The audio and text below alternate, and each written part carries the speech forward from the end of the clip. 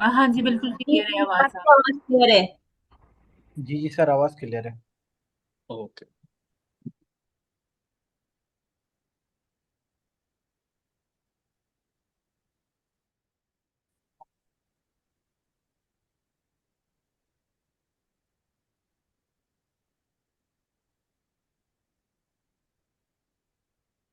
Okay, तो आज हमारी प्रैक्टिकल क्लास है। जो हमने कल डिस्कस किया था रैग के बारे में, आज हम उसे प्रैक्टिकली इम्प्लीमेंट करेंगे कोड के थ्रू। तो बिफोर मूविंग फॉरवर्ड, मैं कल का आपको थोड़ा आइडिया दे देता हूँ कि कल हमने क्या डिस्कस किया था। एक्चुअली कल हमने रैग में दो प्रॉब्लम्स डिस्कस की थी कि किस तरह हमारे पास कुछ प्रॉब्लम आती हैं, और उनका फिर हमने सॉल्यूशन भी डिस्कस किया था कि उसका क्या सॉल्यूशन हो सकता है। तो बस मैं आपको ओवरव्यू दूंगा उसका, एंड देन हम एक्चुअल इम्प्लीमेंटेशन की तरफ मूव करेंगे। तो हमने देखा था कि रैग में बेसिकली जब हम हमारे डॉक्यूमेंट्स में से आंसर रिट्रीव कर रहे होते हैं यूजिंग मॉडल्स, एंड उसमें हमारे पास मेजरली तीन तरह के इश्यूज आते हैं।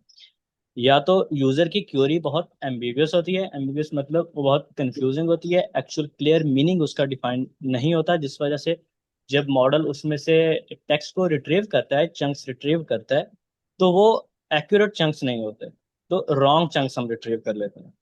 एक प्रॉब्लम ये थी। दूसरी प्रॉब्लम थी कि जब चंक्स हम रिट्रीव कर रहे होते हैं तो ऐसा हो सकता है कि एक चंक में हमारे क्वेश्चन का आंसर ना हो, मे बी वो दो से तीन चंक्स में हो, और हम एक ही चंक जो सबसे ज्यादा हमें मीनिंगफुल लग रहा हो हम वो रिट्रीव कर रहे हैं उसमें से।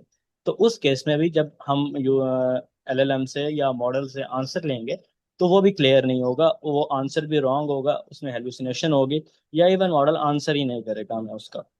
तीसरी चीज हो सकती है कि वो मॉडल इररेलेवेंट चंक्स को अपनी उसके जो अकॉर्डिंग वो इररेलेवेंट चंक्स को उसमें से रिट्रीव कर ले, तो उस केस में भी हमारी जो आउटपुट है वो ठीक नहीं आएगी। अब इररेलेवेंट किस तरह आ सकते हैं, बेसिकली हम देख रहे थे कि वो सिमेंटिक मीनिंग की बेस के ऊपर चंक्स को रिट्रीव कर रहा था मॉडल उसमें से। तो अब अगर उसका जो सिमेंटिक मीनिंग है वो उसे गलत अंडरस्टैंड कर ले, तो भी हमारे आंसर करेक्ट नहीं हो सकते थे। तो इस केस में हमने देखा थे एक और अप्रोच हमने देखी थी हाइब्रिड सर्च की। हाइब्रिड सर्च में हम क्या कर रहे थे, हम दो डिफरेंट टेक्निक्स को, डेंस सर्च और स्पार्स सर्च को कंबाइन यूज कर रहे थे। हम डेंस सर्च भी यूज कर रहे थे जिसमें हम सिमेंटिक मीनिंग की बेस के ऊपर चीजें रिट्रीव कर रहे थे, और हम स्पार्स सर्च भी यूज कर रहे थे जिसमें हम एक्चुअल कीवर्ड की बेस पे चीजें रिट्रीव कर रहे थे, और उसके बाद हम वो दोनों चीजें मॉडल को देके उसमें से जो हमारी यूजर की क्वेरी थी उसका आंसर फाइंड कर रहे थे। तो बेसिकली आज हम यही सारी चीजें इंप्लीमेंट करेंगे विद कोड। तो आज का जो हमारी आज की जो लैब होगी वो बेसिकली हम ये सारी चीजें कवर करेंगे कि एक डॉक्यूमेंट में किस तरह हम टेक्स्ट को स्प्लिट कर सकते हैं, फिर हम उसकी चंकिंग किस तरह से करते हैं कि हम उसे चंक्स में किस तरह डिवाइड करते हैं, देन उसको हम एम्बेडिंग के थ्रू जो डेटाबेस में हम स्टोर करवाते हैं फॉर सिमेंटिक सर्च, वो हम किस तरह एम्बेडिंग्स किस तरह क्रिएट करेंगे। उसके बाद हम एक्चुअल उसे जब स्टोर करवाएंगे एज ए वेक्टर, तो हम उसे डेटाबेस में स्टोर किस तरह करवाएंगे। देन हम यूजर से एक क्यूरी भी लेंगे, और उन दोनों को कंबाइन करके जो हमें चंक्स रिट्रीव हुए होंगे और यूजर की जो क्यूरी होगी वो हम एक एलएलएम को देंगे, और उसके थ्रू हम उससे आंसर फाइंड करेंगे हमारे डॉक्यूमेंट्स में से। तो हम उसी की तरफ अब देखते हैं। ओके, सो ये हमारा कोड है। एक और बात, आपने जो भी ये कोड है या जिस तरह भी ये सारी चीजें लिखी हुई हैं, आपने इनको मेमोराइज नहीं करना, आपने बस इसकी अंडरस्टैंडिंग करनी है। ये चीजें आप अब इसमें कुछ डिपेंडेंसीज हमने इंस्टॉल की हैं, आपने ये याद नहीं करनी कि ये डिपेंडेंसी है, हमने सेंटेंस ट्रांसफॉर्मर इसमें इंस्टॉल किया है, आपने स्पेलिंग्स वगैरह ऐसी चीजें नहीं आपने याद करनी। आप ये डॉक्यूमेंटेशन पर जाएंगे, आपको वहाँ पे इजीली मिल जाएगा। डॉक्यूमेंटेशन भी मैंने इस नोटबुक में अटैच कर दी है, ये भी आपको मिल जाएगी। आपने बस चीज़ों को अंडरस्टैंड करना है कि वर्क किस तरह करती हैं और हम चीज़ें इंप्लीमेंट कर किस तरह से सकते हैं। ये चीज़ें विद टाइम जब आप प्रैक्टिस करेंगे तो आपको खुद ही क्लियर हो जाएंगी, कि आप ये याद होना शुरू हो जाएंगे। फिर आपको आपने बस अभी अंडरस्टैंड करना है। तो हम स्टार्ट में कुछ डिपेंडेंसीज इंस्टॉल करते हैं। डिपेंडेंसीज बेसिकली हम कुछ लाइब्रेरीज इंस्टॉल करते हैं जिनके अंदर हमारे पास ऐसे टूल्स होते हैं जिसके थ्रू हम ये सारी चीज़ें इंप्लीमेंट कर सकते हैं हमारे कोड में। तो हम सबसे पहले उन्हें इंस्टॉल करेंगे। वो इंस्टॉल होने के बाद हम उनको इंपोर्ट कर लेंगे हमारे कोड में, मतलब उन्हें यूज करने के लिए हम हमारी इस फाइल के अंदर ले आएंगे। अब एक और चीज, ग्रॉक हम मॉडल यूज कर रहे हैं फॉर फाइंडिंग आंसर। हम कहाँ पे आंसर फाइंड कर रहे हैं? बेसिकली जब हमने मॉडल को चंक दिए हमारे, उसमें से हमने उसकी चंकिंग भी कर ली, एम्बेडिंग भी कर ली, उसमें से हमने जो वेक्टर में से डेटा था वो रिट्रीव भी कर लिया। अब हम इस स्टेप तक आ गए थे। रिट्रीव करने के बाद अब हम हमारे जो रिट्रीव चंक्स हैं वो, और जो यूजर की क्यूरी थी, यूजर ने जो क्वेश्चन पूछा था वो, ये दोनों कंबाइन करके हम एक एलएलएम मॉडल को देते हैं, एक एलएलएम को देते होते हैं। और उससे जो आंसर हमें रिटर्न होता है वो हम यूजर को शो करवा देते हैं। अब इस प्रोसेस के लिए ये जो एलएलएम है ये हम एज ए ग्रॉक यूज कर रहे हैं। ग्रॉक के मॉडल्स हम यूज कर रहे हैं। अब ये ग्रॉक की एपीआई की लास्ट लैब में भी डिस्कस हुआ था। मैं अभी आपको फिर भी बता देता हूँ एक दफा कि आप किस तरह ले सकते हैं। ये बेसिकली लिंक भी मैंने इसी नोटबुक में अटैच किया है।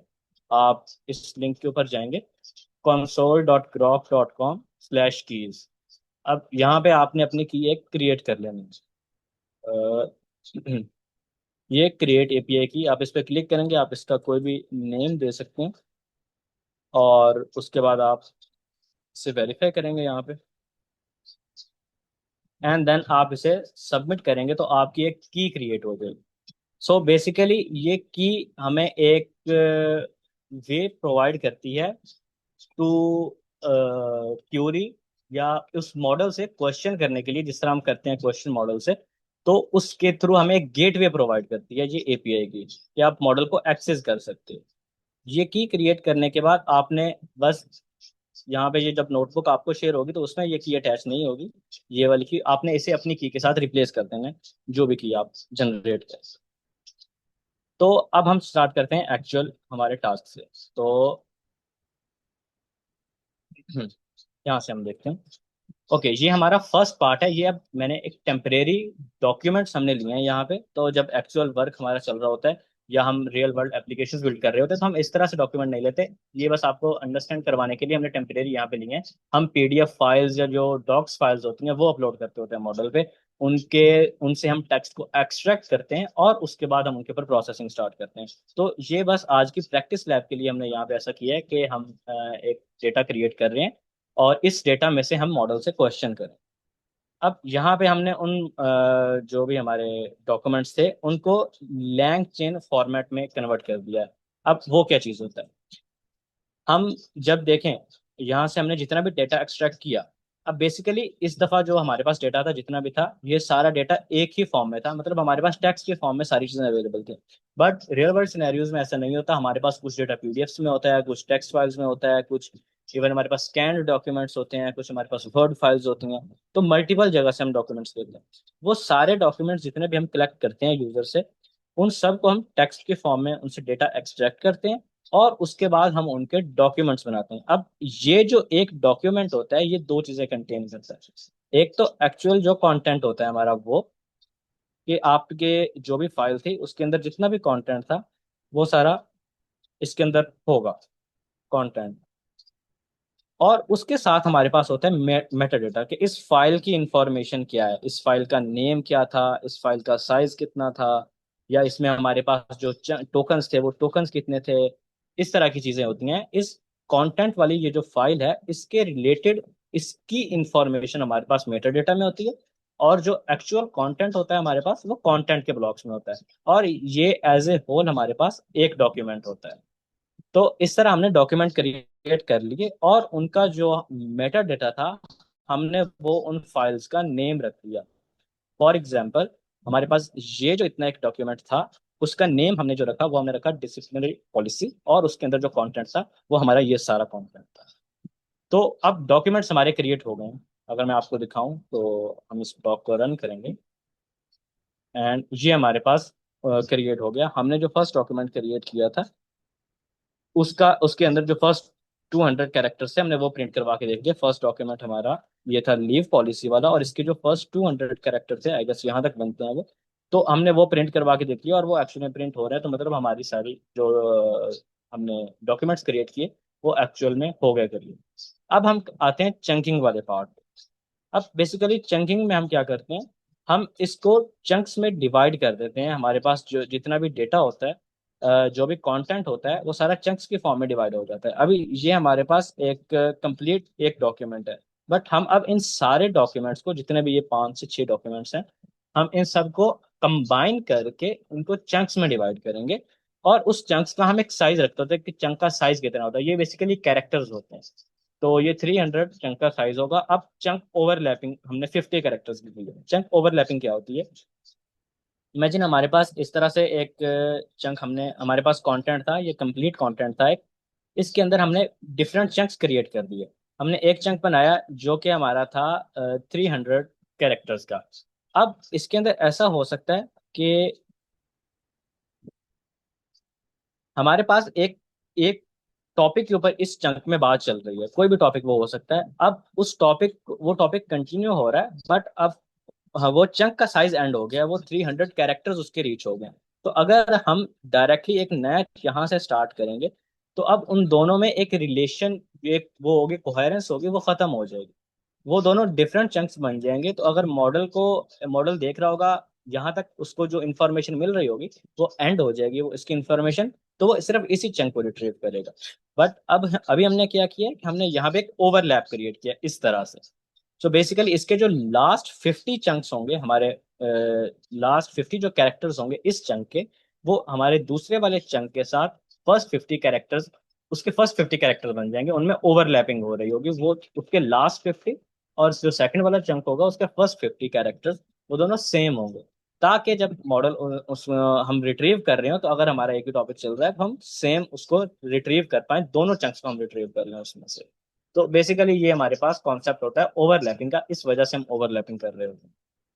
अब चंक्स ओवरलैपिंग हो गई, अब हम इसे देखते हैं कि हमने चंक्स किस तरह से डिवाइड की। तो ये हमारे पास डॉक्यूमेंट जो 6 वाला था उसकी हमने चंकिंग किया, उसमें 8 उसने चंक्स क्रिएट करते हैं। अब हमारा मेन स्टेप जो आता है, जो हमने कल दो चीजें डिस्कस की थी, डेंस रिट्रीवल और स्पार्स रिट्रीवल। अब उससे पहले मैं आपको एक चीज दिखाना चाहता हूँ। हमारे पास जो बेसिक डिफरेंस था डेंस सर्च में एंड स्पार्स सर्च में।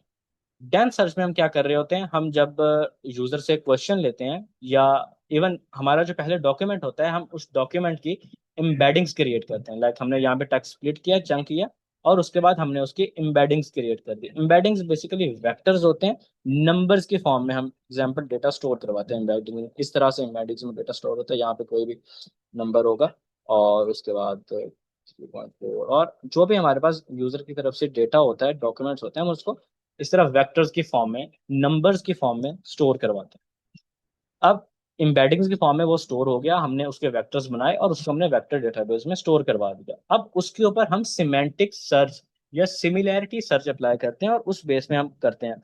हम उसके ऊपर एक्चुअल जो कीवर्ड्स होते हैं उसकी बेस पे सर्च नहीं कर रहे होते। हम सर्च करते हैं कि क्या जो दो यूजर ने जो हमें क्यूरी दी है उसके अंदर जो कीवर्ड्स हैं, क्या उनका सिमिलर मीनिंग है। ऐसे जितने भी कीवर्ड्स या जितने भी चंक्स होंगे जिसमें हमें सिमिलर मीनिंग मिल रहा हो, इवन हमें एक्चुअल कीवर्ड्स नहीं मिल रहे होंगे उसके अंदर से, तो हम उन सबको रिट्रीव कर लेंगे। यहाँ पे मैंने इसकी एक एग्जांपल भी दी थी कि फॉर एग्जांपल अगर यूजर की क्यूरीज में एक कीवर्ड यूज होता है डेज ऑफ, तो अब हमारे डॉक्यूमेंट में कहीं भी डेज ऑफ का ऑप्शन नहीं है, बट कीवर्ड नहीं है। बट उसके अंदर हमने एनुअल लीव का एक कीवर्ड या एनुअल लीव के बारे में हमने बात की हुई है। तो जब हम डेंस सर्च सर्च करेंगे तो डेज ऑफ की बात हो रही होगी, तो वो एनुअल लीव वाला जो चंक होगा, जो वो वाला पार्ट होगा, वो उसे भी रिट्रीव कर लेगा। तो डेंस सर्च हमारे पास एक्चुअल में मीनिंग की बेस पे चीजों को रिट्रीव करता है। उनकी जितनी मीनिंग सिमिलर होंगे, वो आपस में जितनी सिमिलैरिटी रखते होंगे, उस बेस पे हम चीजों को रिट्रीव करते हैं उसमें से। अब इसके अंदर क्या होगा कि हमारे इस कोड ब्लॉक में हमारे पास क्या होगा कि हम एक मॉडल यूज कर रहे हैं एम्बेडिंग्स के लिए। हम उससे एम्बेडिंग्स क्रिएट करेंगे। जितने भी हमारे पास डॉक्यूमेंट्स पड़े हुए हैं, हमारे पास 6 डॉक्यूमेंट्स हैं, हम इन सब के एम्बेडिंग्स क्रिएट करके इन्हें स्टोर करवा लेंगे हमारी डेटाबेस के अंदर। तो हमारे पास एक्चुअल में कितने स्टेप्स हो गए? हमने देखा कि हमने डॉक्यूमेंट क्रिएट भी किए, इस केस में हमने डॉक्यूमेंट खुद बनाए थे। हमने उनको टेक्स्ट के फॉर्म में स्प्लिट किया, उन सबको स्प्लिट कर लिया। देन हमने उनके चंक्स क्रिएट किए 300 कैरेक्टर्स के, और अब हमने उनकी एम्बेडिंग्स क्रिएट की। तो अगर मैं इनकी एम्बेडिंग्स क्रिएट करें हम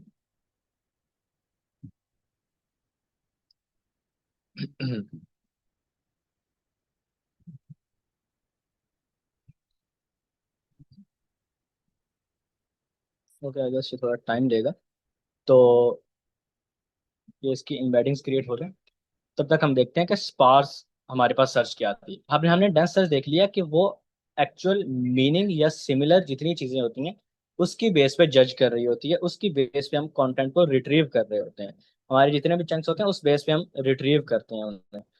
अगर हमारे पास ऐसा केस आ जाता है जिसमें हमें सिमिलैरिटी नहीं में हमें एक्चुअल जो कीवर्ड्स हैं वो चाहिए। फॉर एग्जांपल अगर किसी यूजर का नेम यूज हो रहा है, अगर मैं डॉक्यूमेंट्स में मैंने किसी हमजा से रिलेटेड इंफॉर्मेशन स्टोर करवाई हुई है और मुझे वो जानना है, तो अगर वो हमजा से रिलेटेड सर्च करेगा तो उसे एक नाउन के रिलेटेड चीजें नहीं मिलेंगी। बिकॉज अब हमजा एक नेम है, एक नाउन है, उससे सिमिलर इंफॉर्मेशन वहां पे उसे नहीं मिलेगी। उसके अंदर हम जो सिमिलर इंफॉर्मेशन स्टोर करवाते हैं, फॉर एग्जांपल अगर गाड़ी है, एक गाड़ी का नाम है, कोई भी कार है, या फिर अगर हम कार और बाइक दोनों देखें तो उनकी जो सिमिलैरिटी होगी वो एक व्हीकल के साथ ज्यादा होगी। वो व्हीकल है, वो दोनों चीजें ही एक व्हीकल है। तो उस बेस पे जो हमारे सिमिलैरिटी सर्च में जो चीजें मिलेंगी, अगर मैं कार के लिए करता हूँ तो देर आर हाई चांसेस कि मुझे बाइक या व्हीकल उसमें से रिट्रीव होके मिले। बट अगर एक नाउन के लिए हम करते हैं तो हमें वो चीज नहीं मिलेगी, हमें एक्चुअल कीवर्ड सर्च करने होते हैं। तो इसी तरह और भी मल्टीपल केसेस होते हैं जिसमें हमें एक्चुअल कीवर्ड चाहिए होते हैं। अब उस केस में हम यूज करते हैं स्पार्स सर्च को। स्पार्स सर्च बहुत ही सिंपल है, इसके अंदर हम जस्ट कीवर्ड्स की बेस पे सर्च करते हैं। हम एक कीवर्ड, यूजर की जो क्वेरी होती है उसे पूरे डॉक्यूमेंट में स्कैन करते हैं, और जहां पर वो एक्चुअल कीवर्ड हमें मिल जाता है वो उस चंक को या उस पार्ट को वो रिट्रीव कर लेता है और वो हमें दे देता है। अब इन दोनों सिनेरियोज में ऐसा हो सकता है, हमारे पास मल्टीपल सिनेरियोज ऐसे होंगे जिसमें अकेला अगर हम डेंस सर्च यूज करें तो वो भी एफिशिएंट नहीं होगा, और अकेली स्पार्स सर्च भी एफिशिएंट नहीं होगी। तो इसके लिए हमने कल ही डिस्कस किया था हाइब्रिड सर्च, कि हम इन दोनों चीजों को कंबाइन करके यूज करेंगे। अब वो कंबाइन हम किस तरह से करेंगे उन्हें, हम बेसिकली दोनों सर्चेस करेंगे और हम इसके भी जो बेस्ट रिजल्ट होगा वो स्टोर करवा लेंगे अपने पास, और इसका भी जो बेस्ट रिजल्ट होगा वो स्टोर करवाएंगे। और जब हम एलएलएम से क्यूरी करेंगे उस बारे में तो हम वो दोनों चीजें उसे साथ में अटैच करके भेजेंगे। तो ये आई गेस हमारे पास हो गया।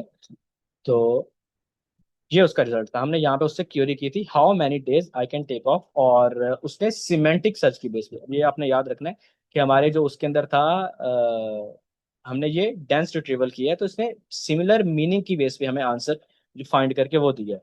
How many days I can take off, तो इसका आंसर हमें उसे मिला है unused annual leave can be carried forward to the next year up to a maximum 10 days.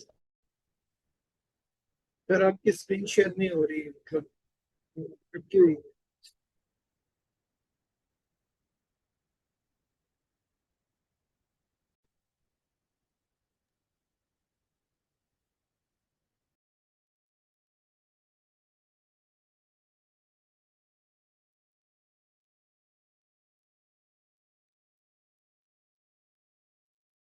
Okay, तो आप लोगों ने कहा था, आई गेस मैं लीव हो गया था शायद।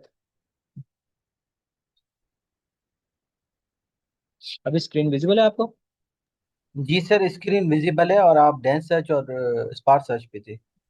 ओके, तो डेंस सर्च में हमारे पास ये जो रिजल्ट है वो हमारे पास आ गया। उसने रिट्रीव कर लिया। अभी आपने यहाँ पे एक चीज देखनी है, हमने उससे क्वेरी की how many days can I take off. अब हमारे जो डॉक्यूमेंट था उसमें मैंने आपको बताया कहीं भी हमने टेक ऑफ का वर्ड यूज नहीं किया था। बट जो हमें रिजल्ट मिला है वो कुछ ऐसे है कि unused annual leaves can be carried forward to the next year up to a maximum of 10 days.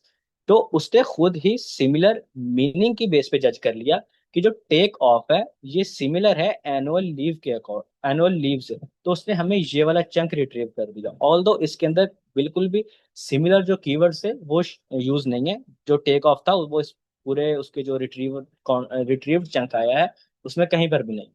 तो इसमें हमने देखा कि किस तरह उसने सिमिलर मीनिंग की बेस पे हमें चंक्स रिट्रीव करके दिए। अब नेक्स्ट हम स्पार्स रिट्रीवल की भी एक एग्जांपल देख लेते हैं कि अब हम इससे स्पार्स रिट्रीवल करेंगे। और सर ये जो हमारा डेंस सर्च होता है ये, हाँ, सेमेंटिक सर्च ही कहते हैं इसे, जी, जो इसे हमारा बाय सिमेंटिक, डिफॉल्ट हम रैग में यूज करते हैं जी, ये एज ये ए टूल। सिमेंटिक सर्च ही है, सिमिलैरिटी सर्च भी इसे बोलते हैं। हम बाय डिफॉल्ट इसे ही यूज कर रहे होते हैं।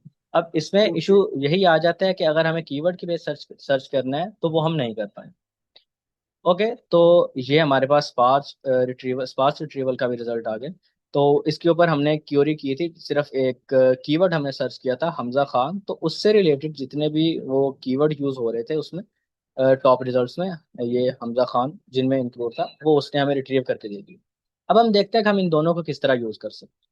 तो बेसिकली ये हमारे पास हाइब्रिड सर्च इस तरह से वर्क करेगी कि जो भी यूजर क्यूरी होगी, हम उस क्यूरी को अब डेंस सर्च के लिए हमें उसे एम्बेडिंग्स में कन्वर्ट करना पड़ेगी।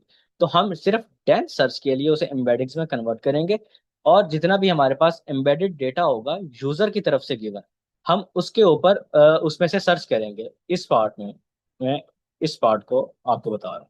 ये हमारा डेंस सर्च वाला पार्ट है, और सिमिलरली ये हमारा स्पार्स सर्च वाला पार्ट है। हम दोनों से टेक्स्ट जो चंक्स होंगे हमारे वो रिट्रीव करेंगे, और उनको हम स्कोर की बेस पे जज करेंगे। बेसिकली हम उसे पहले बता देंगे कि आपका इसका भी जो बेस्ट रिजल्ट होगा और इसका भी जो स्पार्स सर्च का भी जो बेस्ट रिजल्ट होगा, हम उन दोनों को एक स्कोर के बेस के ऊपर जज करेंगे, और उन दोनों को हम कंबाइन करके दोनों के जो जितने भी रिट्रीव्ड चंक्स होंगे, जो बेस्ट चंक होंगे, हम उनको कंबाइन करके मॉडल को भेजेंगे और हम उससे आंसर रिट्रीव करेंगे।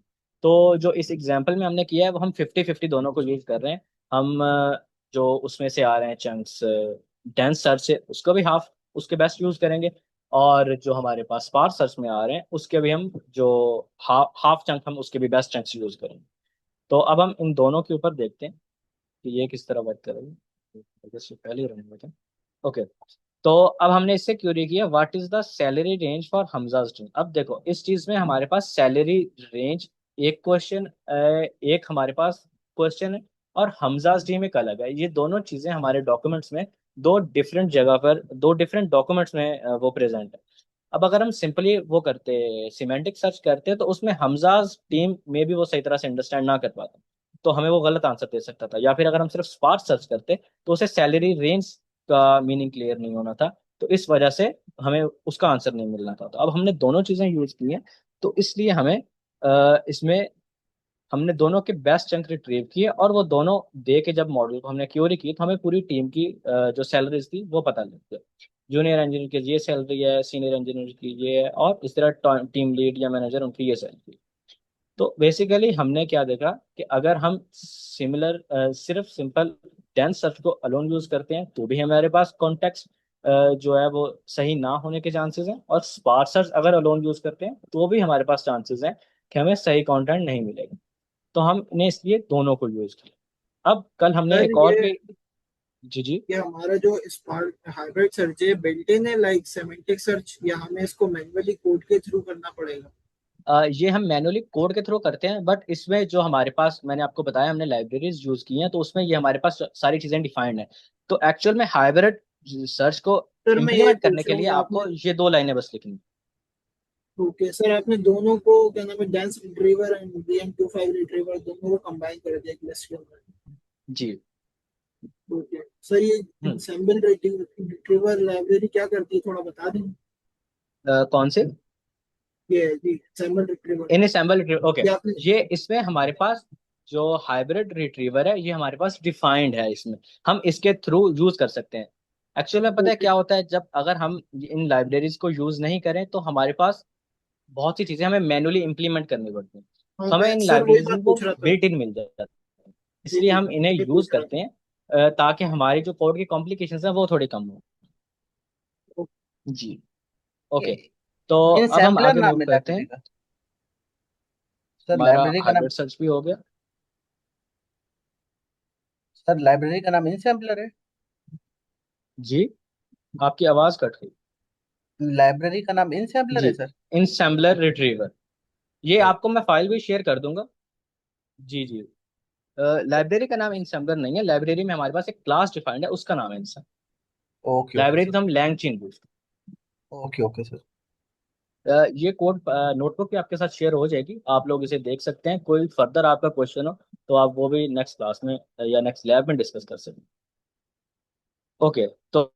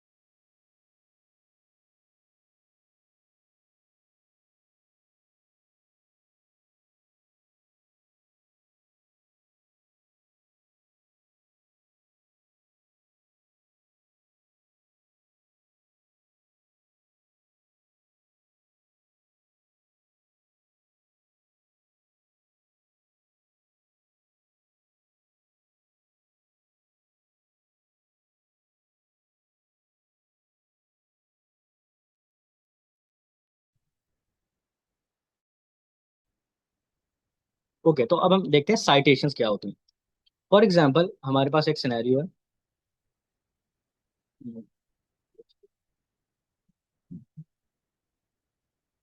ओके, हमने मॉडल से एक क्यूरी की और उसमें हमने हमने मॉडल से क्यूरी की, हमने उसमें उससे कोई भी क्वेश्चन पूछा।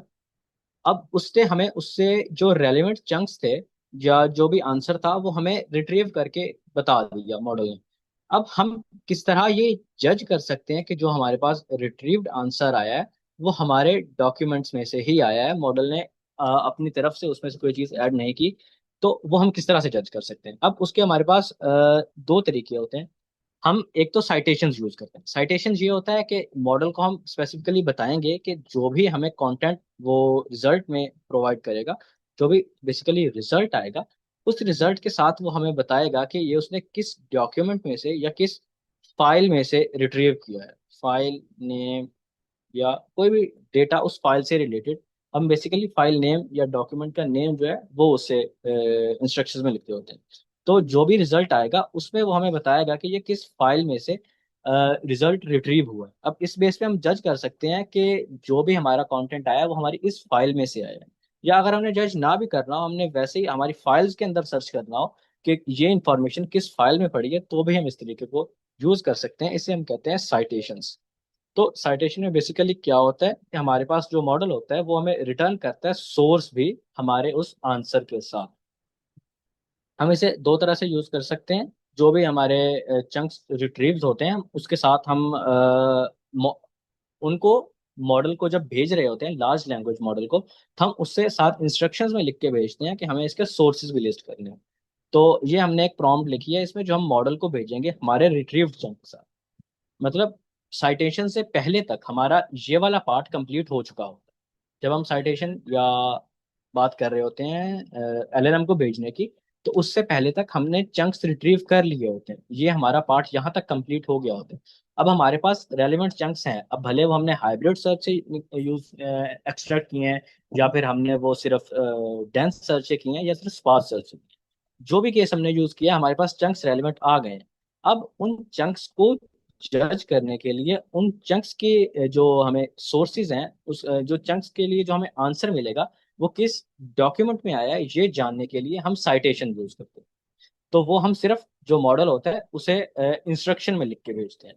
तो बेसिकली हम क्या कर रहे हैं यहाँ पे, ये हमने प्रॉम्प्ट लिखी जो हम हमारे चंक्स के साथ अटैच करके मॉडल को भेजेंगे, और उसमें हमने उसे मेंशन किया है कि हमें 7 सोर्स भी लिस्ट करके देने हैं। इस तरह से इस फॉर्मेट में वो हमें आंसर रिटर्न करेगा। वो आंसर हमें आंसर होगा जो भी उसका हमारी क्यूरी और चंक्स के रेलिवेंट जो उसे आंसर मिलेगा वो बताएगा, और जिस सोर्स से वो आंसर उसने रिट्रीव किया होगा वो आंसर हमें बताएगा। तो अगर हम इसे रन करें, बस इसमें चेंज किया था।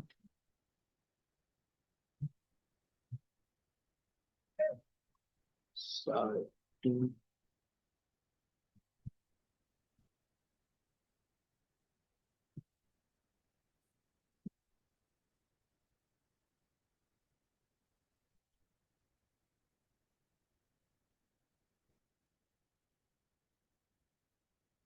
ओके, तो इससे मैंने पहले आई गेस ओपन एआई के लिए बनाया था और अभी हम ग्रॉक से काम कर रहे हैं, तो इस वजह से एरर दे रहे हैं।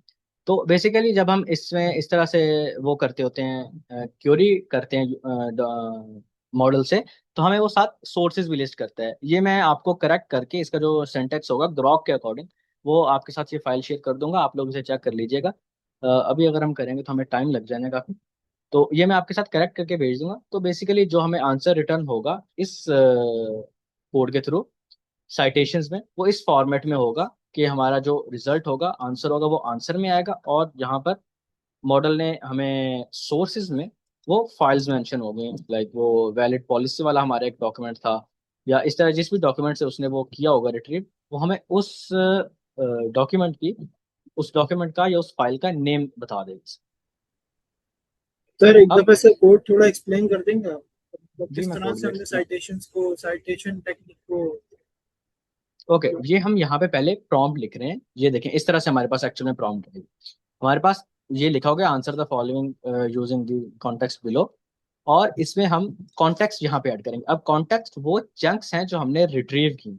ओके, अब कॉन्टेक्स्ट ये एक हमारे पास वेरिएबल होगा जो हमारे पास जब हम इसको भेज रहे होंगे मॉडल को, तो इस कॉन्टेक्स्ट की जगह पे हमारा एक्चुअल कंटेंट आ जाएगा जो हमने रिट्रीव किया। और इसी तरह हम क्वेश्चन उसे साथ बताएंगे कि ये क्वेश्चन है, और इस क्वेश्चन की जगह पे ये जो करली ब्रैकेट्स लगी हैं यहाँ पर एक्चुअल क्वेश्चन आ जाएगा, यूजर ने जो क्यूरी की होगी वो आ जाएगी। इसी तरह हमने उससे बोला कि फॉर्मेट किस में आंसर रिटर्न करना है, वो आंसर लिखेगा कीवर्ड, और उसके आगे जो भी आंसर होगा वो आएगा, और इस तरह वो सोर्सेज लिखेगा, और जितने भी सोर्सेज होंगे वो आए। अब इसमें हमारे पास जब हम उसे डॉक्यूमेंट भेज रहे हैं, हम उसे दो चीजें भेज रहे हैं। सोर्स जो भी हमारा होगा वो मेटा डेटा में हमारे पास स्टोर होता है हमारे डॉक में। मैंने आपको बताया था स्टार्ट में जब हम डॉक्यूमेंट्स को हमारे पास जितने भी वो थे हम उन्हें डॉक्यूमेंट की फॉर्म में बना रहे होते हैं, तो हम उसके साथ मेटा डेटा अटैच करते हो। इस फॉर्म था हमारे पास। हम यहाँ पे मेटा डेटा अटैच करें किस तरह, हम सोर्स लिख रहे हैं, ये एक की वैल्यू पेयर की बेस में हम उसे स्टोर कर रहे हैं। हम इसमें सोर्स लिखेंगे और आगे उसका नेम लिख देंगे जो भी हमारे पास वो होगा, टॉपिक का नेम होगा या फाइल का नेम। बेसिकली हम ये फाइल्स को ट्रीट कर रहे हैं और ये उन फाइल्स के नेम। ओके, तो इस तरह हम उसे बताएंगे सर आप वहाँ पे कि as a meta data pass कर रहे हैं उसको। जी हम उसको as a meta data pass कर रहे हैं उसके अंदर। तो मॉडल हमारा तो मेटा डेटा भी रीड कर सकेगा और हमारा कंटेंट भी रीड कर सकेगा।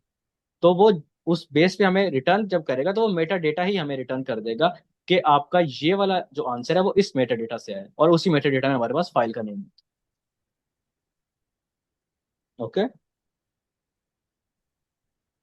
और सर वो आप प्रॉम्प्ट में पास कर रहे हैं जो जी हम वो हमारे प्रॉम्प्ट में पास कर।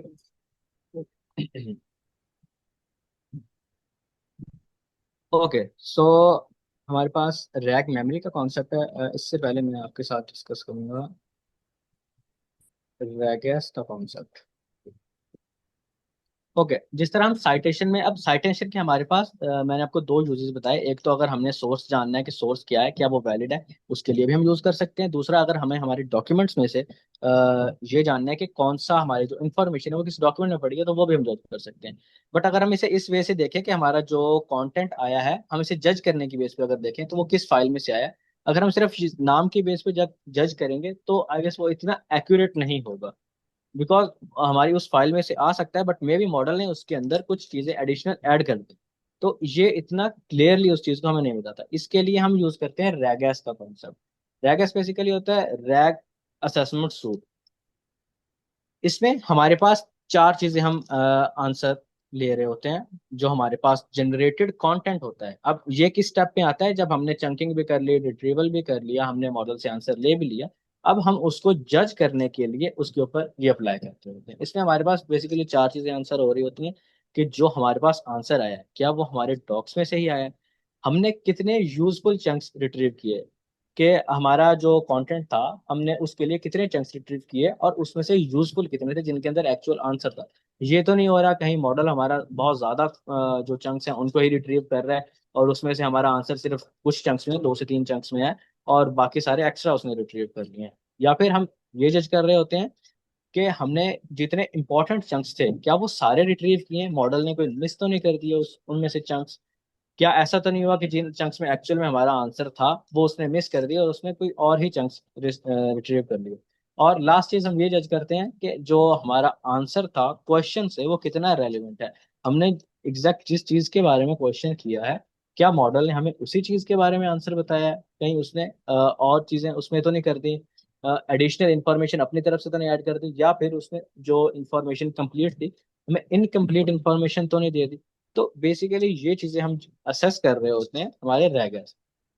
इस कॉन्सेप्ट में हमारे पास क्या होता है कि हम इन सारी चीज़ों को जज करते हैं। ये हमने फाइल्स में भी आपने कल देखा था कॉन्सेप्ट, इसमें ज़्यादा क्लियरली बताया होगा कि जितने चंक्स हमने रिट्रीव किए हैं वो कितने रेलिवेंट हैं। तो हम उनकी जो जज करते हैं उनको वैल्यू की बेस पे जज करते हैं। ये वैल्यूज हमें रिटर्न होती हैं रैगस असेसमेंट के बाद। तो अगर हमारा जो कॉन्टेक्स्ट प्रिसीजन के हमारे कितने रेलिवेंट चंक्स रिट्रीव हुए उसमें हमें आंसर 0.80 या उससे ज्यादा के मिल रहा होता है, तो मतलब वो कर रहे हैं हमारे पास एक्यूरेट है, वो हमें रेलिवेंट चंक्स मिले। इस तरह अगर हमारा जो टारगेट है वो ऑल रिट्रीव चंक्स में, जब हम वो दूसरा जज कर रहे होते हैं कि कितने उसने चंक्स रिट्रीव किए हैं नीडेड जो इंपॉर्टेंट है, उसने जो अनइम्पॉर्टेंट चंक्स है वो तो नहीं रिट्रीव कर लिए, उसको भी हम एक सर्टेन वैल्यू देते हैं कि 0.80 से अगर ज्यादा है, 0.70 से अगर ज्यादा है, तो वो हमारे पास एक्चुअल में करेक्ट है, या उतना वो उसने ठीक आंसर दिया। तो ये वैल्यूज हमारी चेंज हो सकती हैं, ये वैल्यूज फिक्स नहीं है।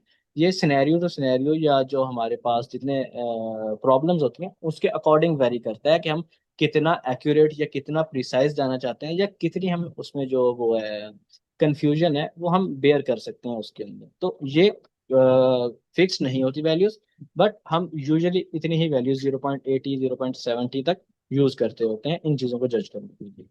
तो इसका कोड अगर मैं आपको दिखाऊं, तो हम रैगेस को इंपोर्ट कर रहे हैं बेसिकली यहाँ पे, और हमारे पास जो वो हैं हमारे क्वेश्चंस हैं वो हम मॉडल से इवेल्युएट करने के लिए हम उससे क्यूरी कर रहे हैं मॉडल से। तो अगर हम मैंने इसे आपको रन करके दिखाऊं, तो वैसे इसमें भी वही एरर है, नाइफ चेन डिफाइन, इसमें भी वही है इशू। ये ओपन एआई के लिए हुआ है हमारे पास कॉन्फ़िगर। तो इस बेस में हमारे पास वो मॉडल क्या रन कर रहा होता, रिटर्न हमें बेसिकली क्या कर रहा होता है, हमें इस तरह की वैल्यूज रिटर्न हो रही होती हैं। जीरो पॉइंट कितनी वैल्यू है जो हमें वैल्यू रिट्रीव हुई है, तो हम उसे कंपेयर करते हैं हमारी जो टारगेटेड वैल्यू होती है उसके साथ, क्या वो वैल्यू हमारी इक्वल है, क्या उससे ज्यादा है तो हमारे पास एक्यूरेट इन्फॉर्मेशन आई है, हमारे पास ज्यादा चंक्स जो अनइम्पॉर्टेंट चंक्स है वो रिट्रीव नहीं हुआ है, हमारा जो क्वेश्चन था वो एक्यूरेटली आंसर हो गया है। तो इस तरह हम उसे जज करते हैं। और अगर ये वैल्यूज ना हो तो हम उसके बाद उसके अकॉर्डिंग हमारे जो नेक्स्ट स्टेप्स हैं वो प्लान करते होते हैं कि हमें इसे दोबारा से जो हमारी वो है सर्चिंग टेक्निक है वो चेंज करने की जरूरत है, क्या हमारे डॉक्यूमेंट्स इनकम्प्लीट हैं। तो उस बेस पे जो भी हमारे पास स्टेप्स होते हैं हम उन्हें जज कर रहे होते हैं। तो बेसिकली ये कोड क्या कर रहा है वो मैं आपको बता देता हूँ। इसमें से हम जितने भी एवेल्यूशन के हमारे क्वेश्चंस हैं हम एक एक करके मॉडल को भेज रहे हैं उसके ऊपर क्वेरी करने के लिए, और हम दो चीजें उससे ले रहे हैं, एक तो वो क्वेश्चन और एक उसका आंसर। अब इसमें मैंने लिमिट कर दिया था कि उसका जो आंसर है वो सिर्फ 100 कैरेक्टर शो होंगे, बट एक्चुअल जब हम इम्प्लीमेंट कर रहे होते हैं तो हम पूरे आंसर को उसे जज करने के लिए रीड करते हैं। तो ये हो गया। अब एक और इम्पॉर्टेंट कॉन्सेप्ट जो हमने कल भी डिस्कस किया था वो था मेमोरी का। अब तक आपने जितने भी हमने देखे क्वेश्चन जो हम रैग में देख रहे थे, तो सर अगर हम रैक को अभी यूज नहीं कर सकते, रैगस को, तो हम सर लैंग स्मिथ को यूज कर सकते हैं अभी? ओके, लैंग स्मिथ का हमारे पास अलग कॉन्सेप्ट है। इसमें हम उसे यूज कर सकते हैं, बट हम प्रेफर जो कर रहे होते हैं जो हमारा एक्चुअल कंटेंट रिट्रीव होने के बाद हम यूज करना चाहते हैं वो उसमें हम प्रेफर करते हैं कि हम रैगेस को यूज।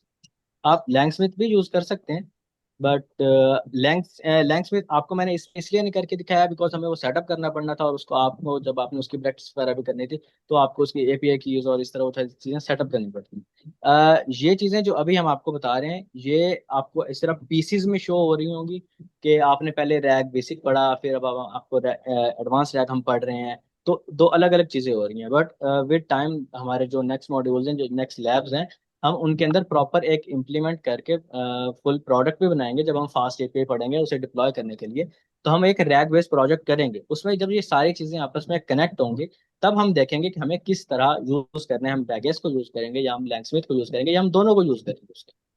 तो ये सारी चीजें अभी पीसीस में पढ़ाने का आपको बस ये मकसद है कि आप कॉन्टेक्स्ट क्लियर हो जाए, आपको कॉन्सेप्ट क्लियर हो जाए कि इस तरह चीजें वर्क करें। हम इन सबको इम्प्लीमेंट भी करेंगे और फिर आप उस वक्त हम जज करेंगे कि हमें किस तरह चीजें यूज करनी है। Okay sir. ओके, तो नेक्स्ट हमारा कॉन्सेप्ट मैं आपको बताने लगा था मेमोरी का। हमने अभी तक जितने भी जो क्वेश्चंस देखे हैं इसके अंदर, जो सिनेरियोज देखे हैं, उसमें यही होता है कि हम एक क्यूरी करते हैं और हमें उसके ऊपर एक आंसर मिल जाता है।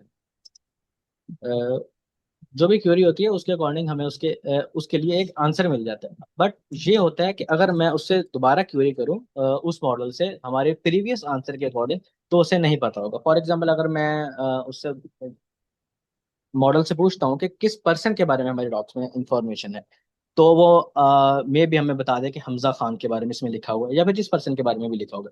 बट अगर मैं उससे पूछता हूँ कि उसकी सैलरी क्या है, तो अब वो मॉडल मुझसे क्वेश्चन आगे कर लेगा, या फिर वो आगे से बोल देगा आई डोंट नो, या फिर वो पूछ लेगा का किसकी बात करें। मतलब मॉडल को याद नहीं रहेगा कि हमने प्रीवियस क्वेश्चन क्या किया था। अब फॉर इधर भी एक एग्जांपल लिखी हुई है कि what is the refund policy. अब इसमें उसने आंसर कर दिया कि you must submit within 30 days। Similarly next question हमने प्रीवियस के अकॉर्डिंग किया, how long does it take. अब ये यहाँ पे कंफ्यूज हो जाएगा, वो आई डोंट नो बोल सकता है, या फिर वो हमें कोई आंसर ही नहीं करेगा, या अपनी तरफ से कुछ भी वो बोल देगा। तो अब वहां पे वो मॉडल कंफ्यूज हो गया, बिकॉज उसके पास जो प्रीवियस हमारी चैट है उसका कॉन्टेक्स्ट नहीं मौजूद, हमें उसके पता नहीं है कि प्रीवियस चैट क्या हो रही थी, किस टॉपिक पे बात हो रही थी, और उसने आगे जो बात हुई है वो किस टॉपिक से रिलेटेड।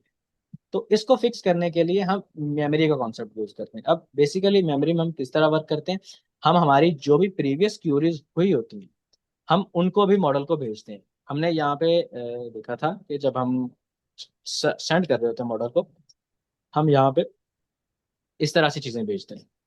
हमारे पास जो रिट्रीव्ड चंक्स होते हैं हम वो ऐड करते हैं। हमारी बेसिकली पहले तो हमारी प्रॉम्प्ट होती है जो हमने प्रॉम्प्ट उसे दी, हम उसके साथ हमारा जो कॉन्टेक्स्ट रिट्रीव किया होता है हम वो बताते हैं मॉडल को। इसके साथ हमारा जो रिट्रीव्ड कॉन्टेक्स्ट था हमने वो अटैच कर दिया इसके साथ एक प्रॉम्प्ट के उसे क्या करना है, बेसिकली जज क्या करना है, क्यूरी जज क्या करना है और किस फॉर्मेट में आंसर रिटर्न करना है। उसके बाद आ गया कॉन्टेक्स्ट, उसके साथ हमने उसे बता दिया कि उसे किस फॉर्मेट में हमें आउटपुट भेजना है। अब ये जो कॉन्टेक्स्ट है ये बहुत चीजें इंक्लूड करते हैं हमारे पास, मेटा डेटा भी और जो हमारा कंटेंट होता है जो रिट्रीव्ड चंक्स होते हैं वो भी, ये दोनों चीजें हम इसमें इंक्लूड करके प्रॉम्प्ट के साथ मॉडल को भेजते हैं।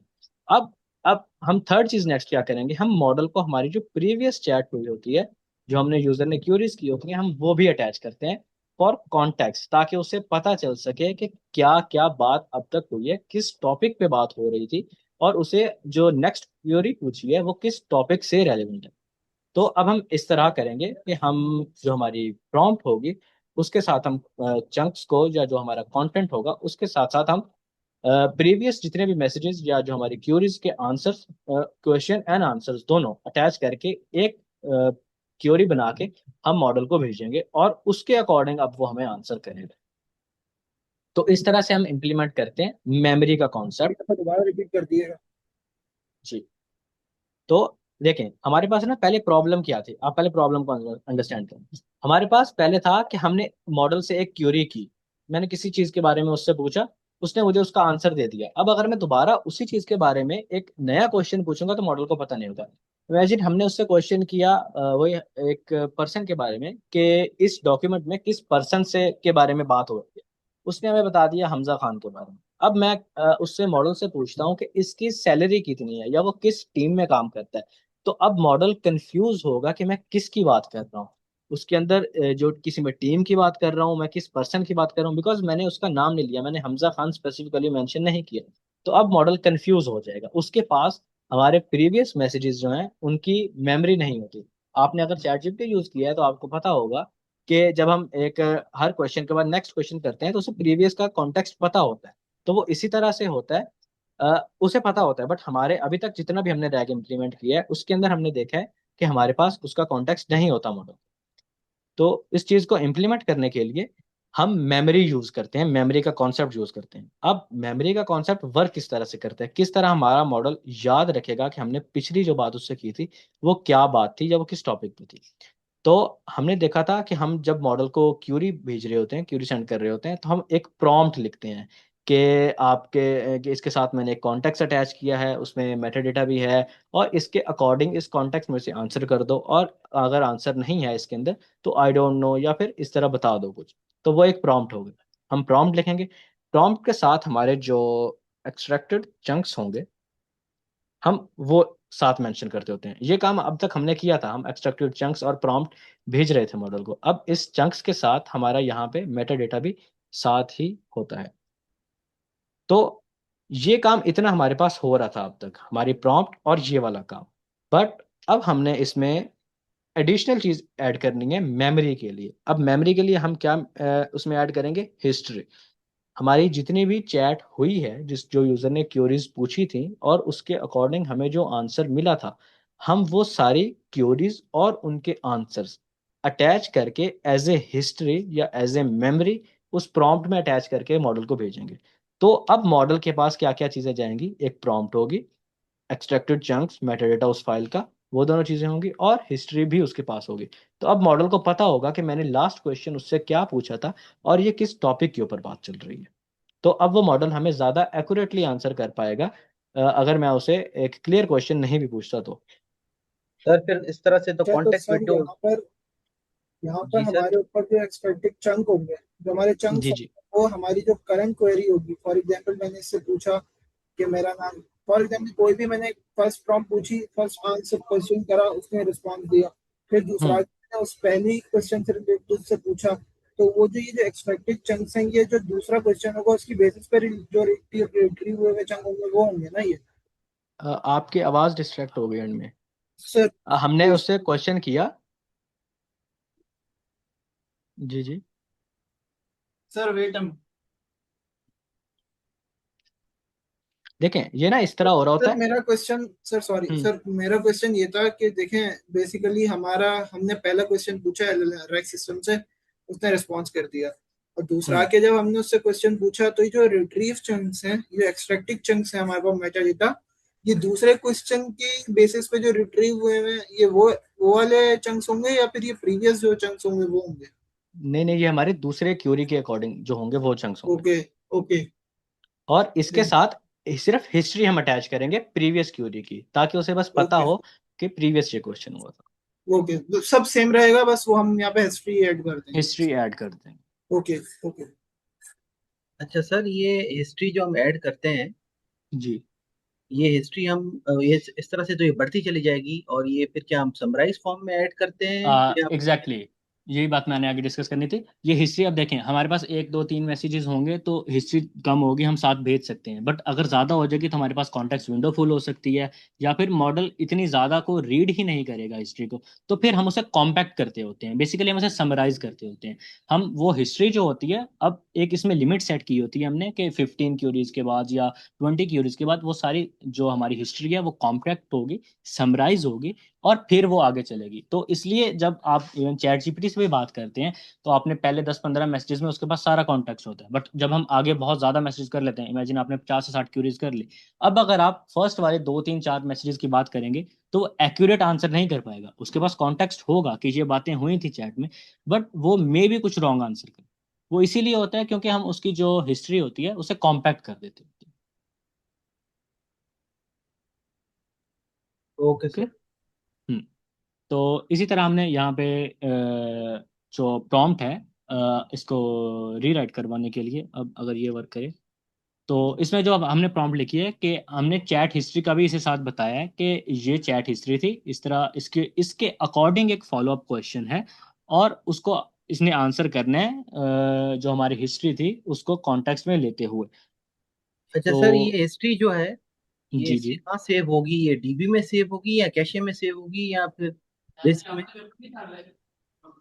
नहीं, ये हिस्ट्री जब हम उसे भेजते हैं, लाइक आपने जो भी क्यूरी हमारी सेंड होगी, हम उसके अकॉर्डिंग हिस्ट्री क्रिएट करके उस मॉडल को साथ क्यूरी के साथ भेजते हैं। देखें, हमने इसे स्टोर करके रखा नहीं है डेटाबेस में, हम स्टोर करवाते हैं जब हम एम्बेडिंग्स क्रिएट करते हैं। क्या आपका जो यूजर का क्वेश्चन होता है आप उसे वहां पे कर रहे होते हो किसी तरह स्टोर कर रहे होते हो? नहीं, वो हम जो प्रॉम्प्ट होती है उसके टाइम पे बस उसे भेजते होते हैं। सिमिलर हम सही। हिस्ट्री को उसमें स्टोर नहीं करवा रहे डेटाबेस में। हमें जब क्यूरी करनी है हम उसी टाइम पे सारी जो वो प्रीवियस हमारे पास होता है क्यूरीज, हम उसके अकॉर्डिंग उसे बस साथ अटैच करके भेजते हैं।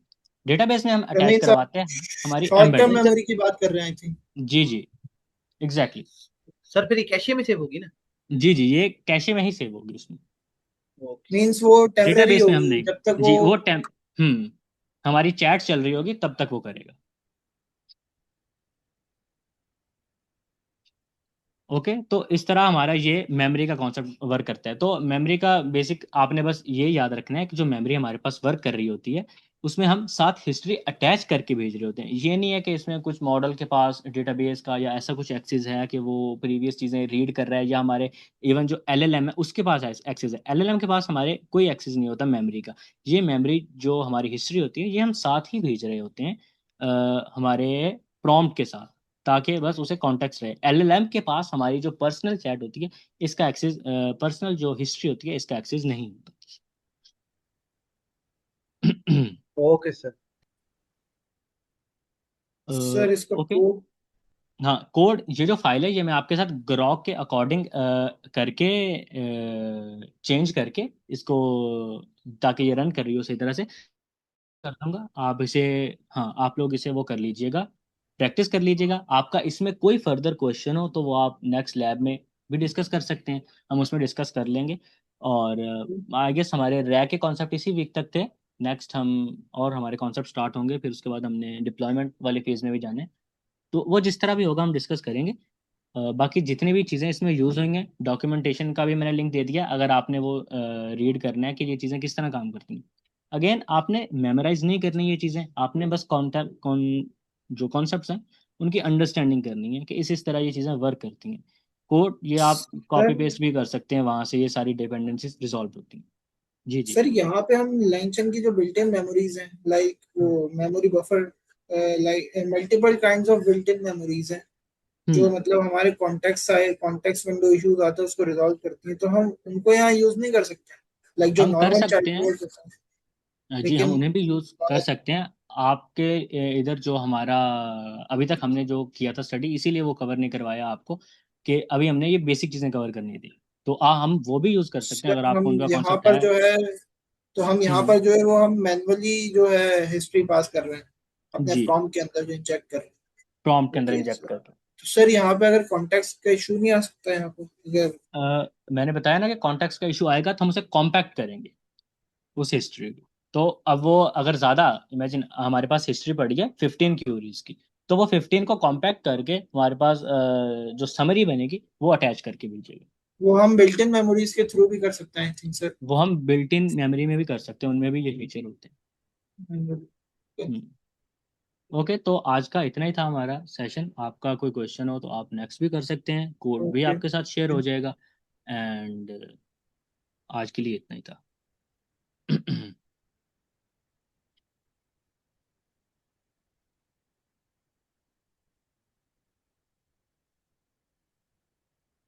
अच्छा सर, क्यूरी एक्सपेंशन का हमने एस्पेक्ट नहीं देखा।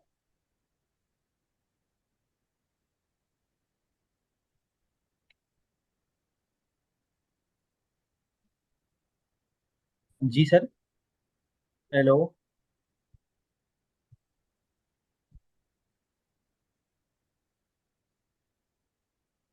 जी सर, आवाज आ रही।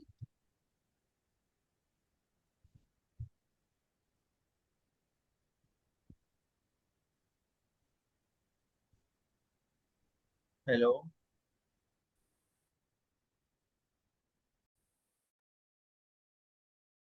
हेलो।